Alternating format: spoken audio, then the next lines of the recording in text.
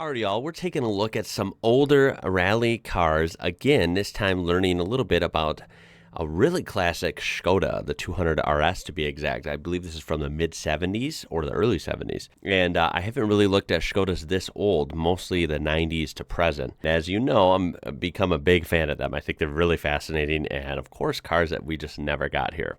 This has been suggested multiple times. I have most recently by Red Baron CZ on Discord, so thank you for these.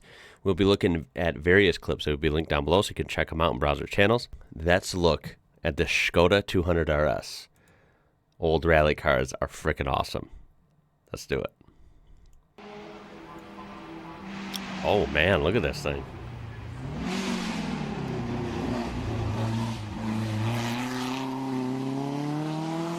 Wow. Oh man, that music.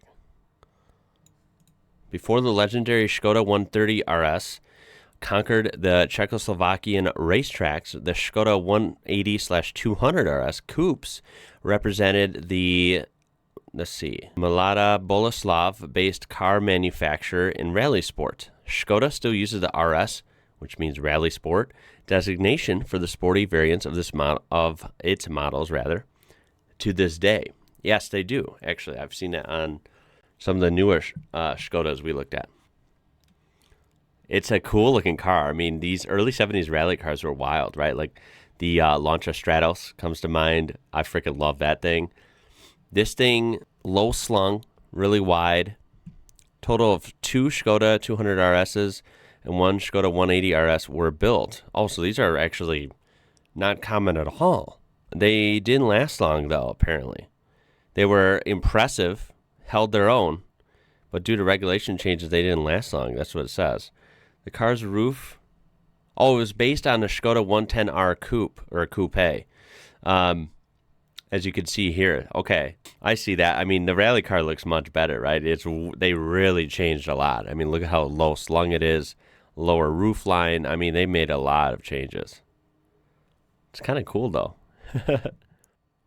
Modified S720 engine behind the rear axle, front mounted water cooler. Yeah, I'm liking it. I almost always do like old race cars. They're just freaking cool, dude. This is no different. I like it a lot. Of course, add a roll cage, air intakes for engine. Oh, is this a rear engine? Wait a sec. This is a rear engine? What on earth? British manufactured Girling brake system. I feel like I've heard of that, but I don't. Where have I heard of that? This is an interesting plate, by the way. Maybe this was period correct, like from back then. It looks like a home plate from baseball, the sport here in the U.S. Like, it's that shape where it kind of looks like a house, like if you drew a house. Coney Sport telescopic shock absorbers. Tongue twisters today.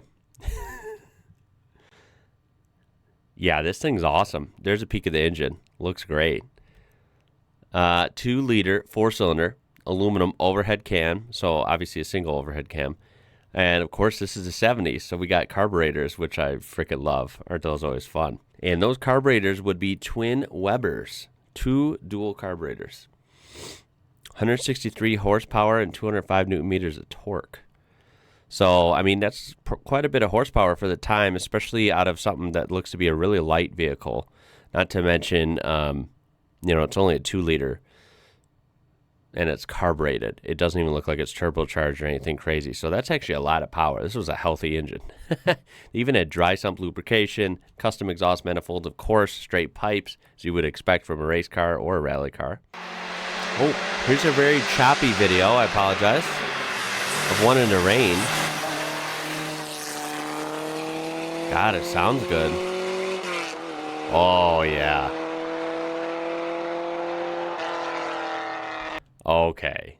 This would be a freaking blast to drive. Wow. Look at that thing.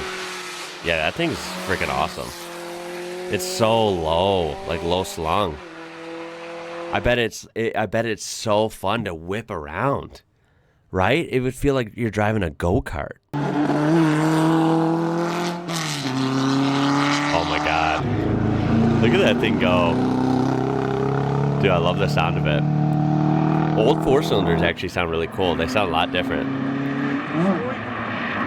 Totally different, honestly, compared to a modern one.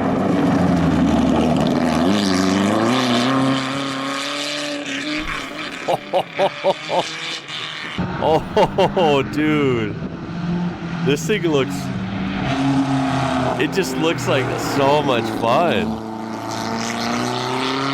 And what a weird car. Like, look at the shape of it. It's rear engine. It's got really wide rear tires. And clearly it's rear wheel drive, right? Is that what it said? It's not all wheel drive. I don't know. Something about this car, man. I've never seen one of these in my life.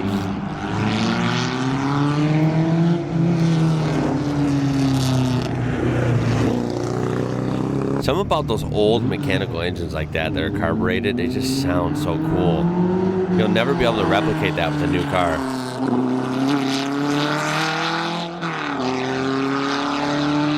Damn. Love the Rallye light setup. I don't know if I'd fit in one. I mean, you never know. Some small cars are roomy. I fit in that newer, well, newer than this. It wasn't new. It was a 90 or 91 ŠKODA Favorite. I fit in that quite fine. And that wasn't a big car. So maybe I'd fit in this too. That'll be linked at the end if you didn't see that. I did get to drive one of those here in the U.S. I was pretty amazed. Damn, that thing looks fun.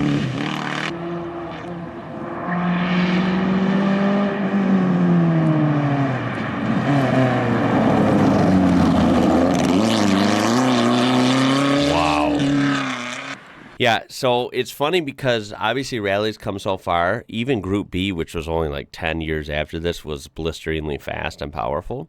Of course, when we go into Group A and then all the way fast forward to nowadays, obviously modern rally cars are very fast, very, I know they're safe in terms of like technology and roll cage and build quality and stuff. Like I know they're safe, right? They have safety features throughout. So I don't mean that, but I mean they're dangerous in a way that they're still fast. They're like a rocket ship, and if you're not careful, you can crash quite easily. So I feel like there's like a huge skill barrier. Like if you want to push one of those to the limit, you better know what you're doing, right? I feel like a car like this, these older rally cars, they're still fast. They are quick, and they're quite capable, but they're not blisteringly fast, right? So I would love if in a perfect world, if someone was like, you get to drive, 2 or 3 rally cars today, I would choose something like this first, and maybe have the most seat time at something like this, because I guarantee you the driving feel is unmatched in this, and I bet it's just so much fun to drive. Everything feels good in this car. It's really light and nimble. The throttle delivery and changing of the gears and the brakes, like everything feels precise. Yeah, I feel like this would be an awesome machine. Here's from the inside. Sounds freaking awesome, dude. Ooh, hairpin. Dude, I really do love the sounds. Oh, it'd be so fun to roll through the gears in that.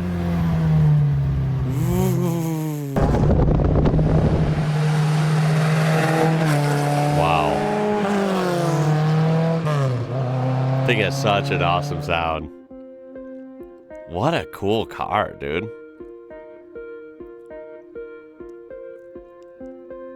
Yeah, you can see all the drivetrain back there. I would have never known that was rear engine. That is so weird. I love these old markings. Like, look at this. The old ŠKODA. Number 20, Rallye, 1974. Of course, the Czech plate. How cool is that? Beat up a little bit. I mean, it's freaking awesome, right? I mean, it looks equally good, clean, and restored, of course. And this is a different one. This is cool, too. This is the 130. Okay. Now, that one, obviously, I don't know about at all. But it's cool. I don't know why. I just have a thing for ŠKODAs. They're fun to me. Okay, so they did compete in 74 and 75. Then they were replaced by that 130 RS that we saw, that 4-door unit. Okay. So they didn't last long, but they weren't straight up prototypes either. They were used. They didn't last long because I guess they had changed by, what was this, 75 or 76, that they were going to change to homologation cars. So they had to be rally cars that were based on production models. They were the only ones allowed to compete. So these were kind of very distant based on that car that was shown early in one of those videos, but it was totally different. It was pretty much its own thing. So it would have been cheaper for them, I assume, to just do a different rally car that was more close to one of the cars they made, based off that, than try and make this car into a street car, if that makes sense. So that's probably what happened. But yeah, if you would like to add anything, I do appreciate it. Very interesting car. And of course, you know, there's so many cars I don't know about and I still have to learn about, and that's why I love these rally videos. You know, when we're talking 70s, that's definitely not my area of expertise, as that's going way back, and I have way more to learn about really older rallies.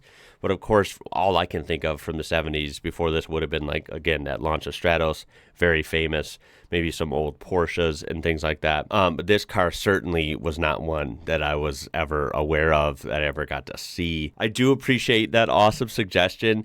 Looks like a really fun and nimble car. I love the rear engine and the design. It's kind of a weird car in a good way. It's different and it sounds freaking awesome. I imagine you can smell the fuel when they're racing by and stuff. It's a good vibe. I like it. But yeah, I appreciate you being here. Keep up your awesome suggestions. That's probably going to be it for this one. So, my name is Ian. You're watching IWrocker. Until next time, y'all. I'll catch you later.